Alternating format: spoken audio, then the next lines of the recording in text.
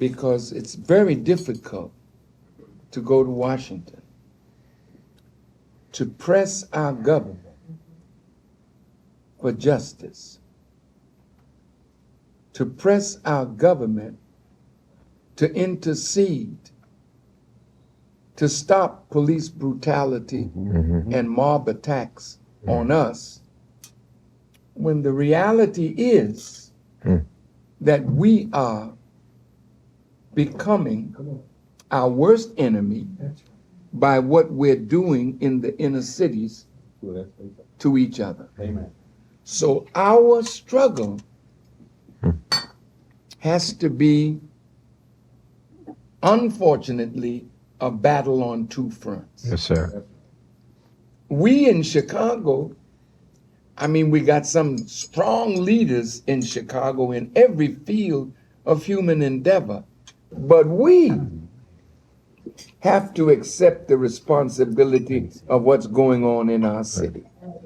And that forces us to come together, not just at this table, but it really forces us to come together to see what our gifts, skills, and talents put together can do in Chicago to stop the bloodshed. Yes, may I just say that at my table is a wonderful, wonderful brother that I've known for over 40 years, Reverend Dr. Leon Finney, one of the great men in our life that we met as an organizer in the city of Chicago, unmatched.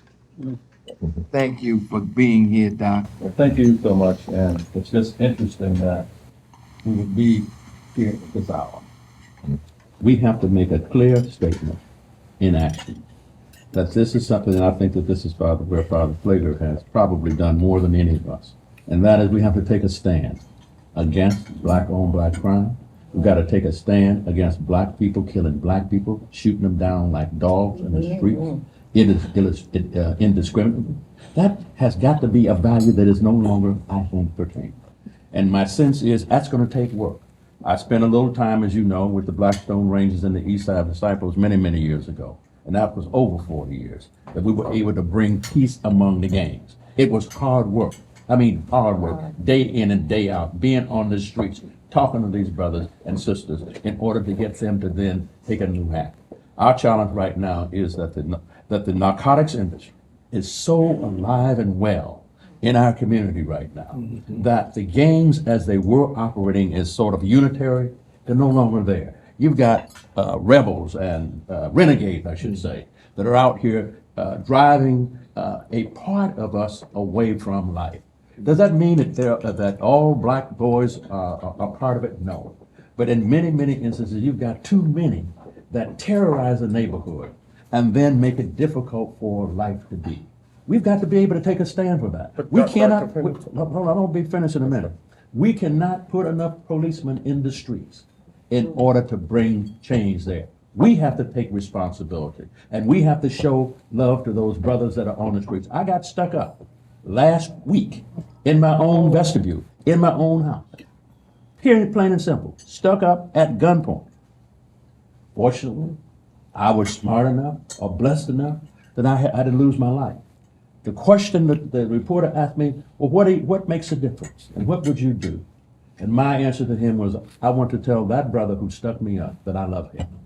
I want to tell him that I forgive him. I hope that he comes to my church and then says, look, I was a person who robbed you. I was a person who violated you, and I'm willing to accept your Lord as my Lord. My sense is we have got to not be about revenge, but we've got to be about transformation of our young people, which means to get out in the streets, do whatever we can in order to make a relationship with them. Thank you. Brother, I saw a brother the other day walking across the street, and he said, he just screamed out, I'm so broke my head hurt. And I thought to myself, who is this guy?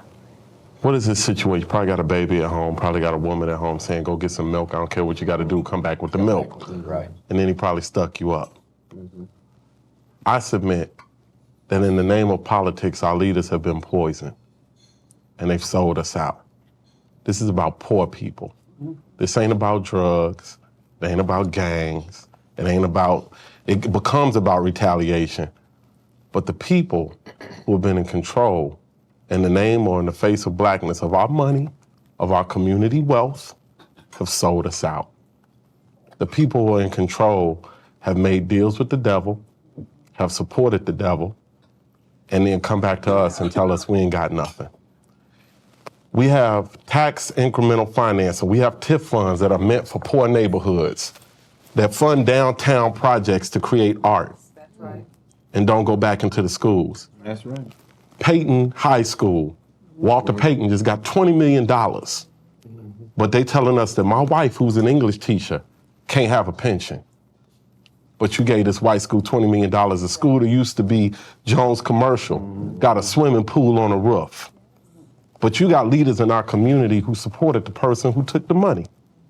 All I'm saying is that we make it about fratricide, black on black crime, when really it's about our wealth that has been stolen in the name of the people that we elected to be the leaders of our community, giving it away. If we are to be honest at this table, there are those of us at this table who are our worst enemies. And I won't discount myself. I want to go back to what you said, brother Boyce, Dr. Boyce. You talked about the trauma of racism. I've decided I'm not going to be traumatized by racism no more. Why do we care what they think about us? Why do we care if they like us or not? Why are we talking about Black Lives Matter, protesting police for justice we ain't gonna never get? When the University of Chicago owns the second largest private police force in the nation. Did you know we can hire our own police from our own neighborhood?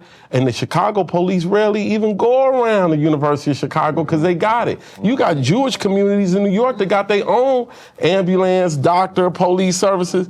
Man, there are brothers at this table like Brother Larry and Brother GLC who could organize a police force. We could train them and work with the Chicago police to police ourselves, but we begging for crumbs from the mayor. We begging for crumbs and get mad when we don't get the crumbs. And if we get crumbs, the people under us get less than that. So I'm very disgusted with not the gangs in Chicago. I'm disgusted with the people who are in charge or who are in charge of coordinating the communities in the name of politics. They've sold out the children and they've sold out the poor people. I know people that are losing their families and their jobs over parking tickets. Over parking tickets. Aggressive finding. We know that the Department of Justice said that the number one enemy in Ferguson of black people were fees and fines. You think that ain't happening in Chicago and been happening and increasing? But our leadership is accepting it and keep going for the person that's doing it to us. Yo, let's fix that from the top down. Instead of we persecute the brothers and the young people from the bottom up all the time. When really our wealth is being stolen. And in the song Glory, me and Common wrote, no man can win a war individually. It takes the wisdom of the elders and young people's energy.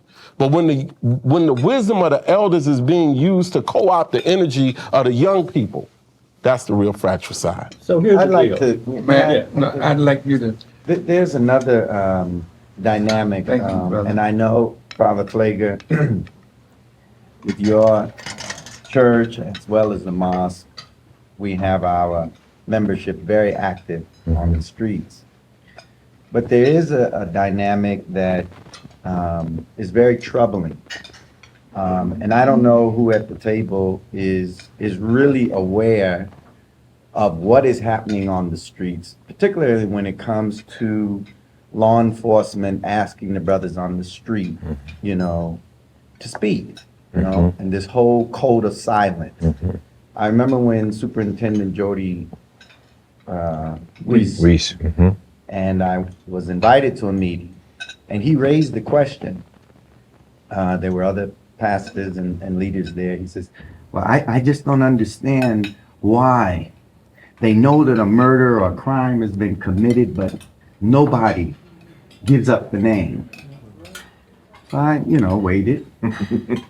And I said, sir, I said, it's very difficult to gain the trust of a community when the very officers who are sworn to serve and protect Yes, sir. are involved in corruption That's right. and are responsible Yes, for sir. many of the retaliation that's taking place on the street. Right. Absolutely. I said, if you want to change the code of silence on the street, you're going to have to prosecute and punish corrupt officers Right. to build the trust on the streets. True. He said, yes, sir, Minister. Thank you for that.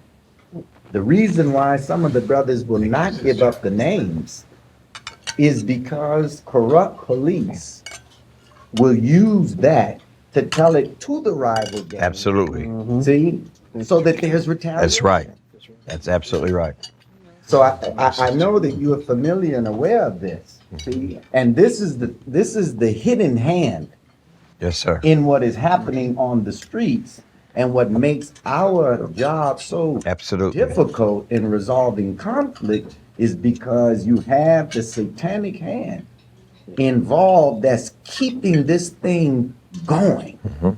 What I get angry at is that so many African Americans who apply for the police department are filtered out by the psychological exam. And yet, racist cops don't get filtered out. You can have all the great training, but in a moment of emotion, you come out. And if we don't filter out that race that is in those cops, I don't care what a great police officer they are.